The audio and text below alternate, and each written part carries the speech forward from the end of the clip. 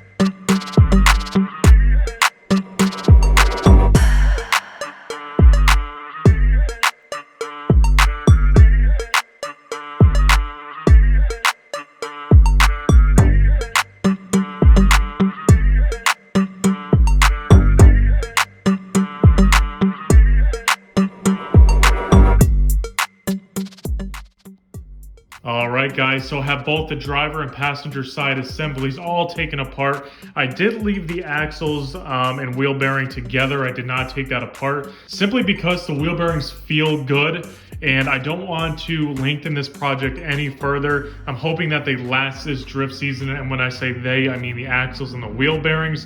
And then next off season, I could go and tear them apart, put new good wheel bearings in. But again, want to finish this all up, get it put together, and get this rear end back in. So as you saw, have the arms, the brackets all apart off of that assembly, have the assembly in the bed of the truck. And we're gonna get to cleaning these babies up, wire wheeling them, wire brushing them, putting some rust reformer on it, and then spraying them the final coat. I also have some 90SH poly bushings for those trailing arms. So this is gonna be a good time. Let's get to it.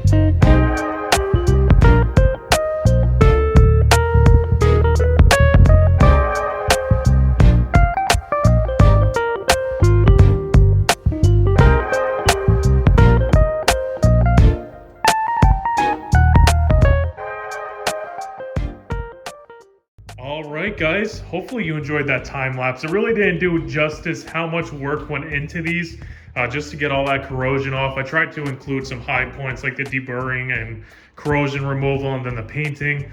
But there's a lot of hand sanding and cleaning up with degreaser just to get it to actually prep for the paint, and so the paint would lay on good and not bubble up.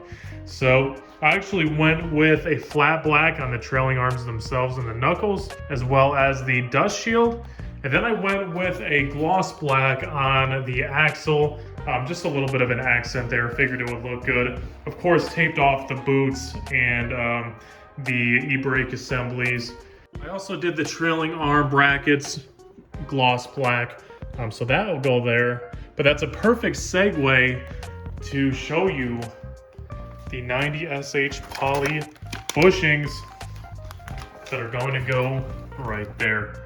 So very excited to get these in. I'm going to put you back on time lapse and get these puppies in.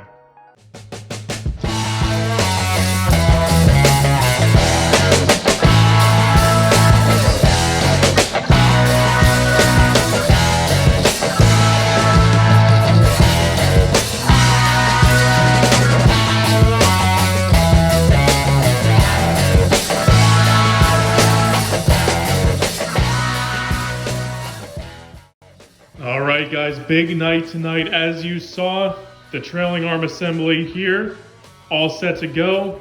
Subframe, all set to go. And now it's control arm time, and I have been waiting because these boxes have been sitting inside the car for about a month now. And these are PMC Motorsports upper and lower adjustable control arms with fresh hardware here. This is gonna be a good time. I got anodized blue upper arms and then black lower arms.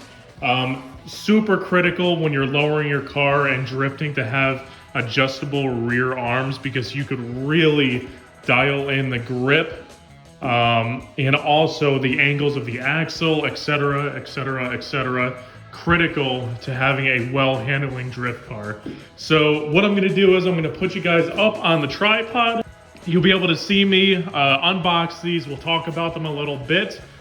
Since I don't have the coilovers, oops, secret, just released.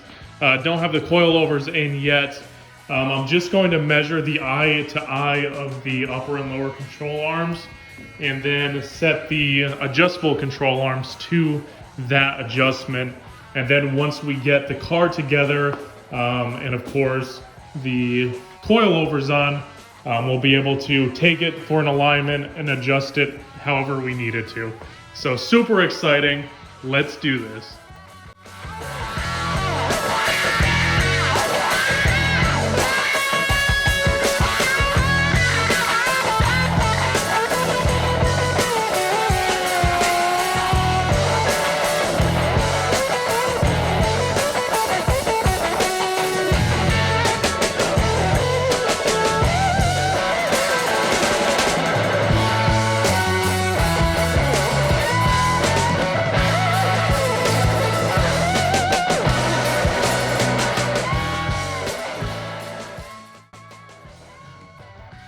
Alright guys, here they are in all their glory.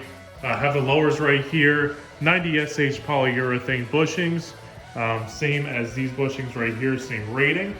And these are the lowers, of course, adjustable. And then I have the uppers here, and I actually went with the mono ball here, so it's pretty much a solid bushing. And man, these do look sweet. Can't wait to see what they look like. All strapped up together here. And the more important part about this is the performance that these are going to offer, and of course the adjustability and the setup for the alignment. This is going to be awesome. So I'm going to start measuring some of the old control arms and making sure I have all my setup right for stock settings, and that's just for right now to get this thing equal on both sides. But of course, as we continue to build up the car, these are going to be adjusted. Again, adjustment's not going to happen until the very end. But let's continue to get to it. Have the hardware pretty much ready to go. I'm going to have to sort that out, get it onto here. So then it's going to be an easy transfer to here. All right, guys, back to time lapse you go.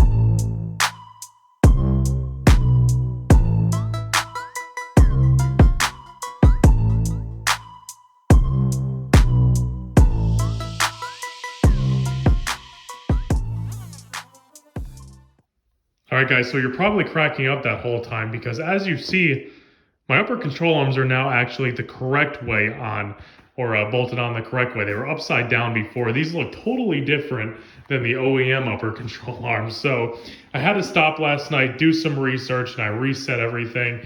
But we're all good, torque down, good to go. Again, you could torque these because they're not rubber bushings. Also have the trailing arm brackets on and torqued down, good to go. And man, it is looking so good. Since these are adjustable, I preset the alignment up top, or I should say the width from eye to eye, which is about 21.4 inches from eye to eye. Very close to what the OEM upper control arms are. Yeah, looking so good. Pretty much ready to start bolting everything else back together, which will be the next video. Have the e-brake lines running through the subframe again. So yeah, guys, really happy with how this is turning out. Thank you so much for the support. I'm going to call the video here. Next video, we'll be starting to put this completely back together and getting this puppy ready to go. All right, guys, thank you so much for watching. I'll see you next time.